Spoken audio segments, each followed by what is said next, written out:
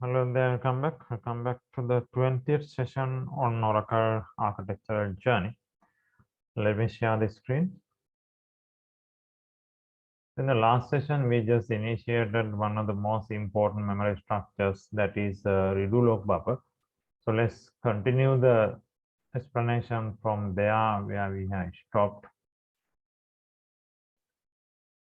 I mean, remember we went through these details, and at the end we stopped here. We just checked the file which is log writer currently writing, that is the current log file, and the log switch happens is jump to the next run, because once this file running out of its space, once it gets filled, the log switch will happen, which is causing the jump to the next run. So likewise the cycle continuing, and in between we mentioned that each log switch will cause something called log switch checkpoint or an incremental checkpoint, which we are supposed to discuss later.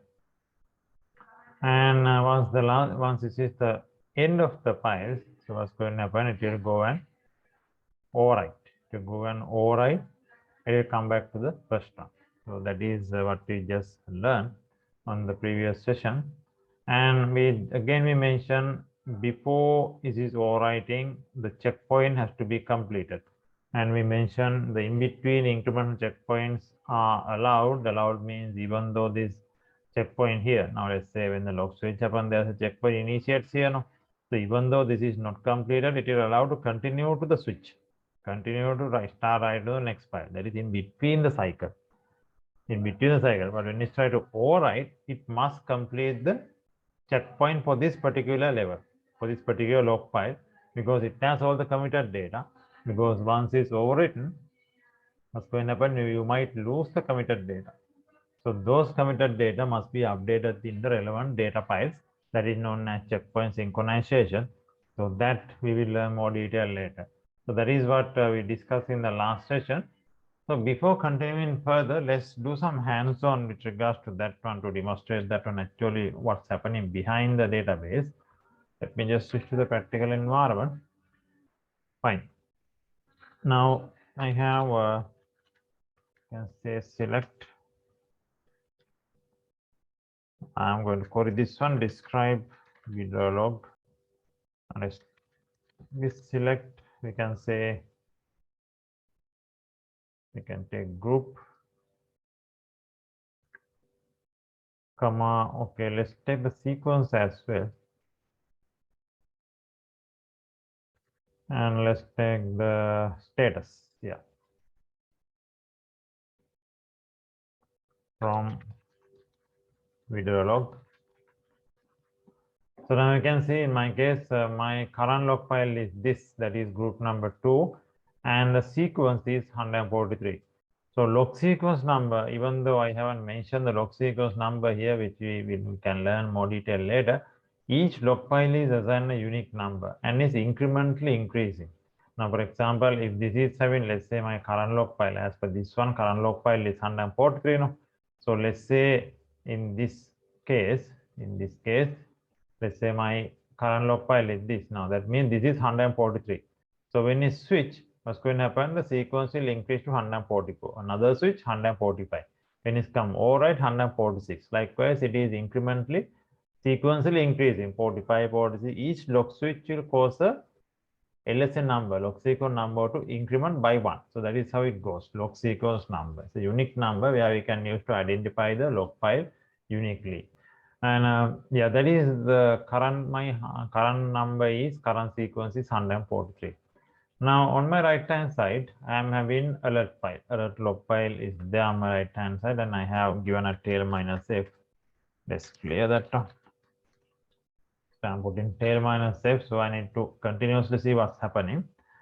Now, for example, on my left hand side, if I just do this command, alt system, switch log file, I can see on the right hand side, it is telling thread advanced log sequence 144. So that is what happens. Each log switch will cause to advanced thread, means my entire set of redo log files. I have 3 log files in my thread. It will advance. The current one is 143. It will go to 144. That is what's going to happen. And again, now if I come back here and query this one again, Now you will see my current log file group has been changed. You can see earlier my current group was number 2. Now the current group is number 3. The next available group becomes the current. Earlier current was number 2, group number 2. Next is number 3. So now it became current. So that is how it goes in sequence. You can see it has increased the log sequence number as well. This is 143. Now it is 144. So if I just try it again, you can see. And also you can notice earlier it was inactive, current and inactive. So now you get a new status called active. So that is another thing notice. You can see again now it goes to 145. Okay, let's try another one. So likewise it will keep on increasing. 146, likewise it will go on increase like that. And now if I check back again, so since it is going in a cycle, now you can see my again number 2 has become current. So now it is trying to overwrite it. It's already overwritten. Now, according to the theory, what we learn before overwriting, it has to do the checkpoint. So this is to understand the sequence number and what happens in each log switch. Now you notice that one and how the status is going to get changed. Now let's try to understand this status as well a little bit, because we have a separate session on studying about a log file under physical database structure later. But for the time being, let's try to get an idea about this, because we need to understand the behavior of the checkpoints. Now on the right hand side, there is no information with regards to checkpoint except this checkpoint not complete is here. It says checkpoint not complete. That is because I post the log switches. But anyway, this is not a good sign. So if you get this kind of message in your production environment, this is a kind of a symptom where, I mean, checkpoints are and optimal log files have been not set properly. So you can check in your production database. If you frequently get in this checkpoint not complete, private plus not complete, waiting for log switch, if you have those messages, that means the shift is a symptom. I mean, then it is time to tune up the database. We are telling it as a co-tuning. Co-tuning means we need to set the correct checkpoint timing plus proper optimal log file size, proper log file sizing, optimal log file sizing. That is, we need to set the pass start MTTR target parameter properly. So let's learn those things later. But for the time being, what I just want to say, you can see on the alert file, there is nothing much about the checkpoint information. The reason is this: if you want to get the checkpoint information for the alert file, you need to enable a parameter.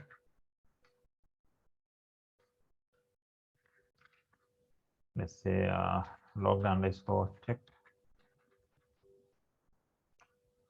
You need to enable this parameter. So at the moment, you can see this parameter log checkpoints to alert. This parameter is false. So unless you enable this parameter, you don't see checkpoint information inside the alert file. So what we can do, let's enable that parameter. Auto system set log checkpoints to alert equal true. You can see it's a dynamic parameter. So value being set and the alert file message is there. Now let's try to do a log switch and see what additional information is going to show us. So now you can see there's an extra message here. Earlier it was just telling advance the sequence to next level like that. No, but now you can see there's an additional line here: beginning log switch checkpoint, beginning log switch checkpoint. And there's a number called system chain number, SCN number, plus the redo block address, RBA. So this is what I was explaining here about the incremental checkpoints which are happening in between the log cycles. I mean, between the log cycle, each log switch causes a log switch checkpoint or an incremental checkpoint. So that is what this demonstrates here. In the hands-on, you can see it's clearly mentioning beginning of log switch checkpoint. That is one. And if I again try, and now it's repeating, now is those information will be there continuously, because now is logs the checkpoint information to the alert file because I have enabled this parameter. That is something to notice. And we need to understand this one also a little bit on architecture. We need to be aware of these things. This is redo block address, RBA. Now, why RBA is there? Because you know, when there's an update take place, Oracle has the old image. In case of rollback, that is one thing. The other thing is Oracle is doing a redo. Undo is for rollback, redo is for recovery. And so this is what this is redo block address. Redo block address means, so that is says checkpoint up to that address, because checkpoint is a queue. It's a queue. Now, for example, I think we can get more details later, but for the time being, I can just explain it like this. Let me just get a notepad. Okay, now let's say, for example, my last whatever checkpoint, let's say last checkpoint, let's get a time, happened on 9:15 a.m. This is my last checkpoint. Right? And now the next checkpoint is pending. Next checkpoint is pending on, let's say, 9:20, after 5 minutes, let's say. This is just example. Now, in between, there are transitions happening. No? In between, there are transitions happening. Now, this list of transitions, in terms of checkpoint, it is a queue. It is a checkpoint queue actually. So, whole lot of transitions, list of transition, it is a checkpoint queue. This is a queue. We can say CKPT queue. Now, in this queue, there's a place where it starts. The queue starts from here, and the queue ends from here. Queue ends in the next. Actually, it should end here because because at the next checkpoint only the queue ends. Actually, really the checkpoint is the queue starts on at the end of the previous checkpoint, that is at 9:15. In between the start and end, we have a list of checkpoints or the checkpoint queue. That means those are transactions. So each transaction, we learned in the previous explanation I told, Oracle is assigned what? SCN, system change number. For each transaction, Oracle assigns SCN, system change number. That means what? Checkpoint queue means list of system change numbers. Now, for each SCN, what's going to happen? What should happen? For each SCN, since it is a transaction, let's say if it is update one, if it is a DML or DDL, Oracle will has to track the starting address of a redo block address, that is address. Why starting address? Because a DML or a DDL will initiate a change in the database, so those changes are tracked in redo log buffer. Now, tracking starts from a address, so that is what is known as a redo block address. So that is in brief. We will learn this one in more detail in upcoming sessions, but in brief, that is what is mentioned here. Redo block address and the SCN number. You can see redo block address, there's address and SCN number. Now, what is actually telling? Completed. That means queue has been completed. Checkpoint queue has been completed up to this RBA and up to this SCN. Then queue continues, because with the time, chronologically with the time it goes up. System change number always getting increased with the time. That's why. So in my case, I don't have here, there are no transitions actually. That's why the SCN number, for example, now here SCN number, it is going with the same most of the cases, right? You can see 773, 790, because there are no in between. There's no activity going on here. No? That's why. And other than that, in a production environment, definitely these numbers will get changed, and you will have different SCN numbers, because checkpoint queue keep on increasing till the next checkpoint happens. So that is what, and this is we need to understand each incremental, each log switch causes the incremental checkpoint or a log switch checkpoint. So hope you got the idea. We have to learn a few more things here. So that's why it is the purpose of this hands-on. Now let's get back. Let's do something like this. Okay, now let's get back here. and let's check what is our status of the log files. So now you can see we have current, inactive, inactive. So current means which is log writer currently writing. Inactive means what? Inactive means the checkpoint has been completed for those log files. All the changes are being synchronized with the data files. That is what we mean by inactive. Checkpoint has been taken place. All the changes which are on those ready log file has been synchronized with the data files. That's what we mean by checkpoint completed, and control files are updated. Now, if I just try this again, now again, if I query back this one, you will see the active status should be there. You can see previously current file became active. That's true now because checkpoint for that one initiated but is pending. So active means what? Active means checkpoint initiated but not completed. Current means which is writing currently. Inactive means checkpoint completed. Active means checkpoint initiated, now yet to be completed. So that's why that shows the immediate current one. So that is where the checkpoint get initiated.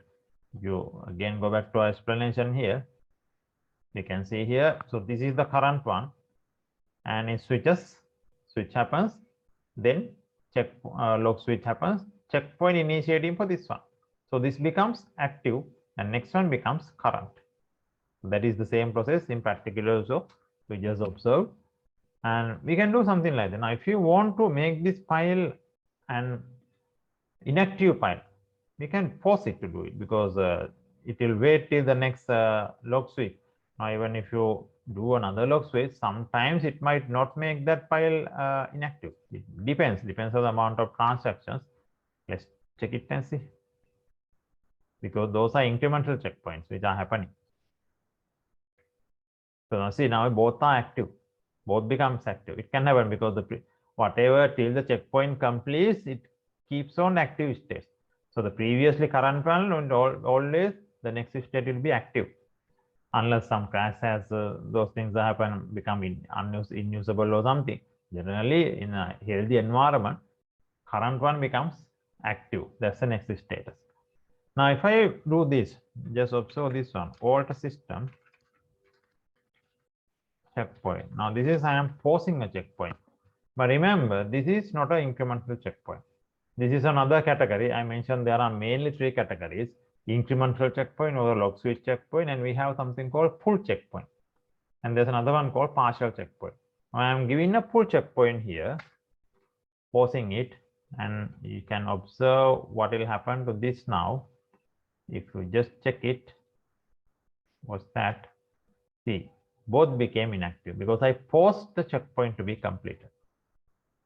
That's what happens. I can do it, but usually it automatically happens. But we need to tune up. We need to tune up because if you don't tune up the system, those systems I just earlier mentioned, waiting for log switch, checkpoint not completed, so which cause the entire database to get slow, and it can impact the performance definitely. So we need to tune it up. Let's learn those things later. But now you can see the full checkpoint. Now this is a full checkpoint.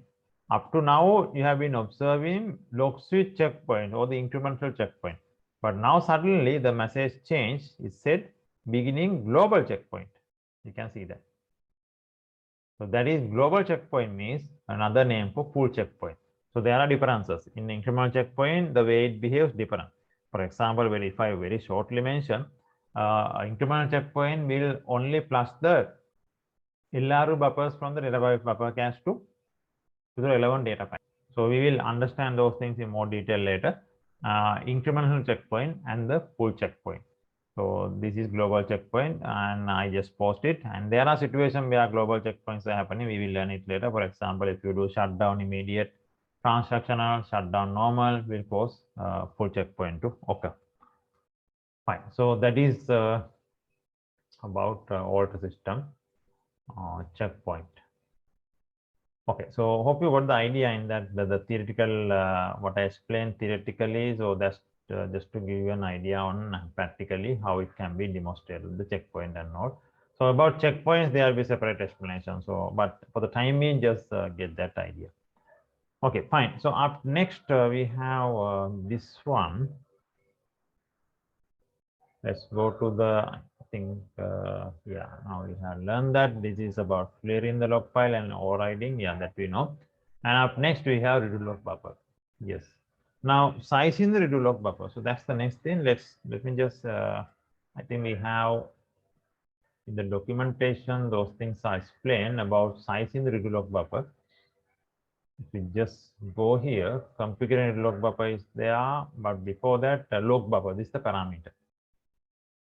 So how do you set the size for the log buffer using the log buffer parameter, log buffer, right? So set the size for the log buffer, we need to use the log buffer parameter. So this is the component to set the size of this circular buffer size.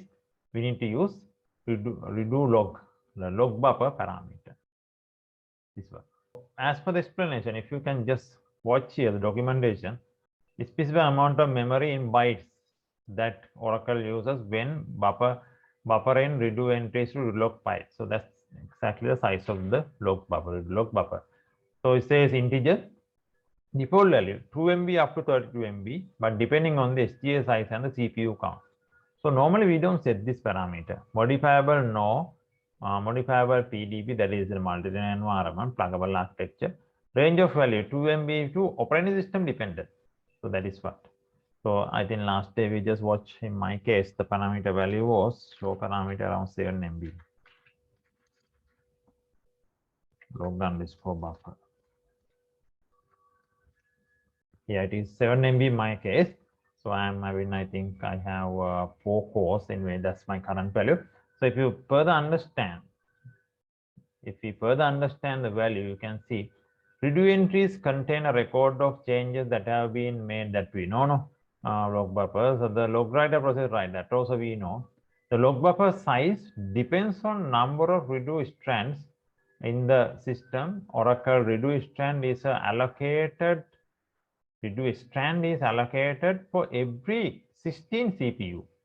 So what they say, the log buffer size depends on number of redo strands in the system. Redo strands.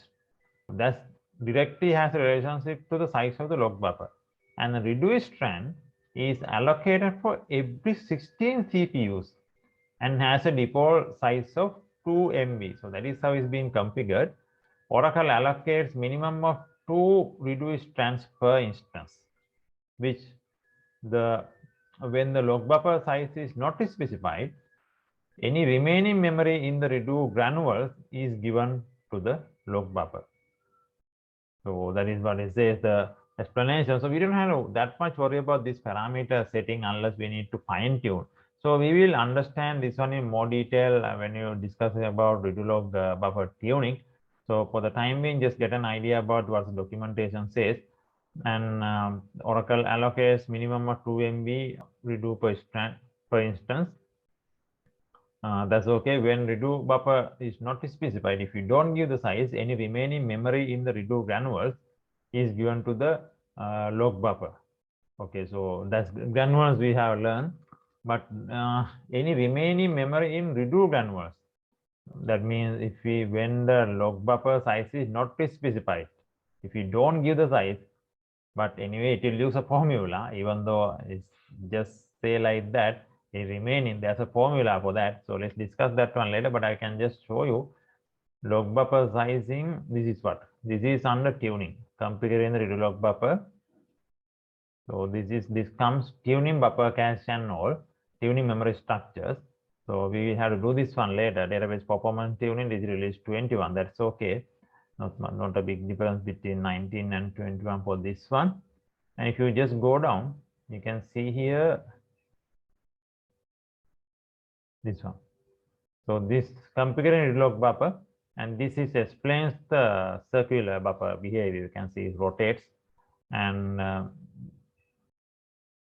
being written to disk by log writer. So log writer is writing to the disk. In the meantime, being filtered by DML, being filled by DML user. That is, server process is writing. So for this way, server processes keep on writing. For this way, log writer keep on flushing from the redo log buffer to the redo log file. So that is for the circulate. It goes on a circular cycle. And that is what, but for sizing, if you go down, there's a formula. size in the log buffer. The default size of the log buffer is calculated as follows. Max 0.5 M, 128K number of CPUs. So this is the default mechanism. That's what. So let's understand these things later, more detail under tuning. But just is for the time being on architecture, just get the basic idea. And this is a different explanation. It will take more than half an hour to explain this. If you just further look at it, Oracle recommends setting read-log buffer size minimum of 8 MB, setting minimum of 64 MB for database using flashback functionality and having 4 GB higher SGS. These are recommendations set to a minimum of 256 if you are using data guard here. So we'll discuss those things later. Fine. So I think it's enough for this session. We'll meet on the other session, otherwise it's taking long time. So let's meet on the next session with in the slide. I think, yeah, this is the previous one. The next slide, we have more explanations coming in for, yeah, log writer writes once. Yes, so let's discuss this one in the next slide. So if you like the video, you can subscribe to the channel. So I'll meet you soon in the next session. Okay, bye bye.